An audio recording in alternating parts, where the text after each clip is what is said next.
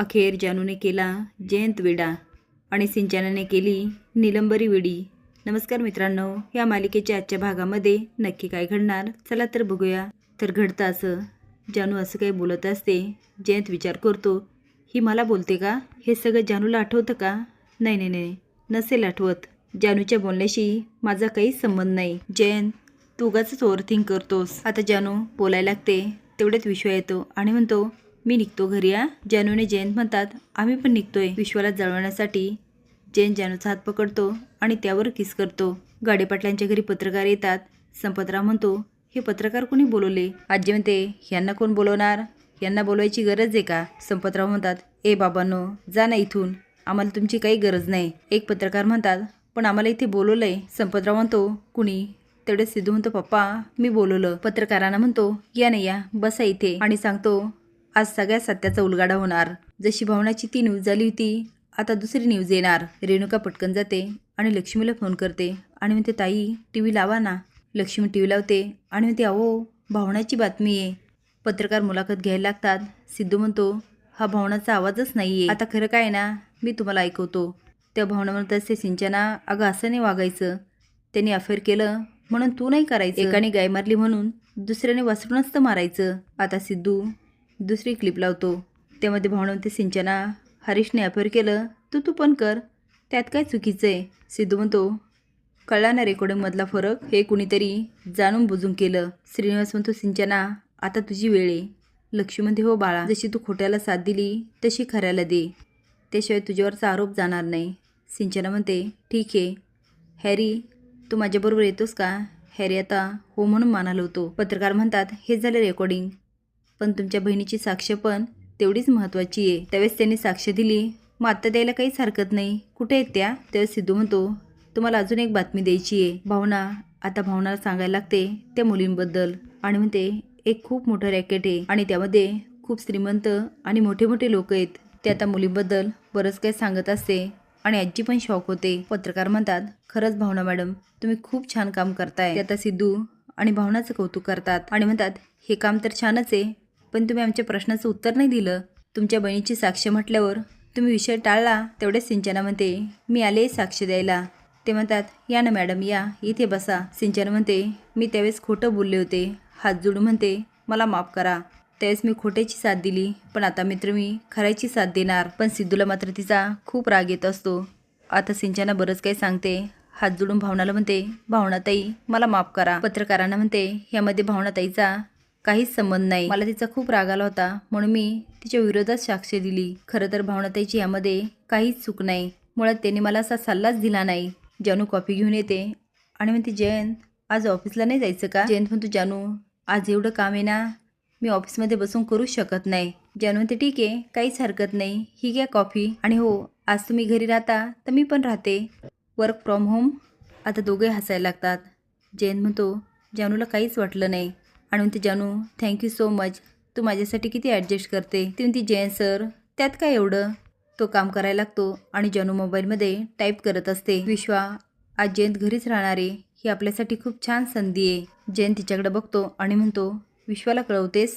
जानू इनोसंट व्हायचं नाटक करते आणि म्हणते हो त्याला कळवायलाच हवं ना। काय नाही जयंत सर, आम्ही एका प्रोजेक्टवर काम करतो, म्हणजे सगळी माहिती त्याला पाहिजे। नाही म्हणजे मला माहिती आहे तुम्हाला काहीच कळवत नाही, त्याला तेवढी गरज नाही वाटत। जयंत स्माईल करून म्हणतो हो। तेवढ्यात बेल वाजते। जानू म्हणते माझं पार्सल आलं वाटतं, जयंत सर प्लीज लॉक खोला ना। जयंत म्हणतो ओके। आता जानू जाते आणि पार्सल घेत असते, तिच्यासोबत जयंत पण जातो आणि म्हणतो जानू तू काय मागवलं? ते आता पार्सल ओपन करते आणि म्हणते छत्री। ते काय नाही जयंत सर, आता पावसाळा सुरू होईल, याची खूप गरज वाटेल, आणि बघा ना मोठी आहे, हे आपल्या दोघांसाठी अगदी व्यवस्थित आहे। जयंत मनात म्हणतो जानू किती विचार करते ना। ती म्हणते जयंत सर आपण एक फोटो घेऊया का? तो हो हो नक्की। आज दोघं फोटो काढतात आणि जयंत काम करायला लागतो। लक्ष्मीच्या घरी एक माणूस येतो आणि म्हणतो आत येऊ का? लक्ष्मी आणि विना म्हणतात अगं बाई कोण आलंय? ते विचारतात श्रीनिवास इथंच राहतात ना, हे त्यांचंच घर?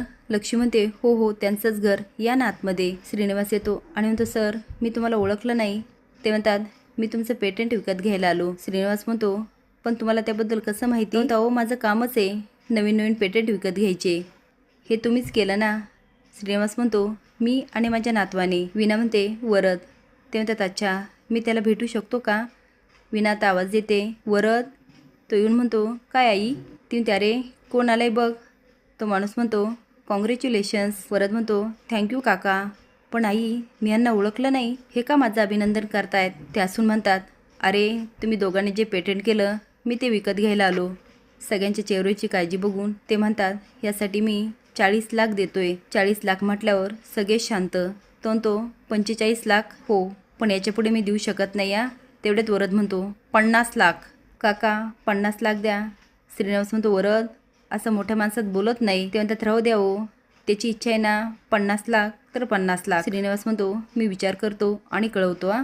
तो माणूस कार्ड देतो आणि निघून जातो. श्रीनिवास आत येतो, कपाटातून बोर्ड काढतो, लक्ष्मी निवासचा. तेवढ्यात लक्ष्मी येते. श्रीनिवास म्हणतो, आपलं स्वप्न पूर्ण होणार आणि काही पैशातून वरदचं शिक्षण पण. लक्ष्मी म्हणते, खरंच लग्न होतानाच मला वाटलं होतं तुम्ही माझं स्वप्न नक्कीच पूर्ण कराल. आता पत्रकारांसमोर सगळंच सिद्ध होतं आणि ते म्हणतात, सिद्धिराज आम्ही येतो. काय केल्या? सिद्धू काय सिंचनाशी बोलत नाही आणि निघून जातो. भावना सिंचनाला म्हणते, मी आलेचा. सिंचना म्हणते, मी पण आले आणि निलांबरीकडे जाते. निलांबरी म्हणते, सिंचू तू खोटं का बोललीस? सिंचना म्हणते, निलांबरी वहिनी तुम्हाला चांगलंच माहिती आहे मी खोटं नाही खरं बोलले, कारण मला सुधारायची भावनाताईने एक संधी दिली आणि आता तुम्हाला सुधारायची मी एक संधी देते. यापुढे काही बदल झाला नाही तर काय करायचं हे मी बघते. सिंचना तर वॉर्निंग देऊन निघून जाते, पण निलांबरी मात्र चांगलीच पेचात पडते. सिंचना आत जाते आणि आजी हरीशला म्हणते, काय आईत खाऊ जावई, तुम्हाला इथे यायला काहीच कसं वाटलं नाही? भावा बहिणीने मिळून एवढं मोठं सिद्ध केलं, तुम्ही काय केलं? आजी जरा जास्त बोलत असते, पण हरीश मात्र तिला चांगलाच इग्नोर करतो. भावनाच्या डोळ्यात पाणी असतं. सिद्धू म्हणतो, भावना काय झालं? ती सिद्धिराज मी खूप नशिबवाने, तुमच्यासारखा नवरा मला मिळाला. सिद्धू आता चिडवत म्हणतो, हो का? आता दोघांमध्ये बरंच काही प्रेमाच्या गोष्टी चालू असतात आणि भावना सिद्धूला मिठी मारते. इकडे जयनच्या घराची पुन्हा बेल वाजते आणि जानू म्हणते, माझं पार्सल आलं वाटतं. Jayan sir please door lock open करा ना. जयंत म्हणतो, ओके. जानू आता जाते. त्यासोबत जयंत. पार्सलवाला पुन्हा तो माणूस असतो. जानू पार्सल घेते. तो माणूस OTP विचारतो आणि जानू सांगते आणि म्हणते, थँक्यू दादा. जयंत म्हणतो, जानू आता कसलं पार्सल मागवलं? पण जानू काही बोलत नाही आणि पार्सल ओपन करते. त्यामध्ये तशीच एक छत्री असते. जयंत म्हणतो, जानू ही तू कशाला मागवलीस?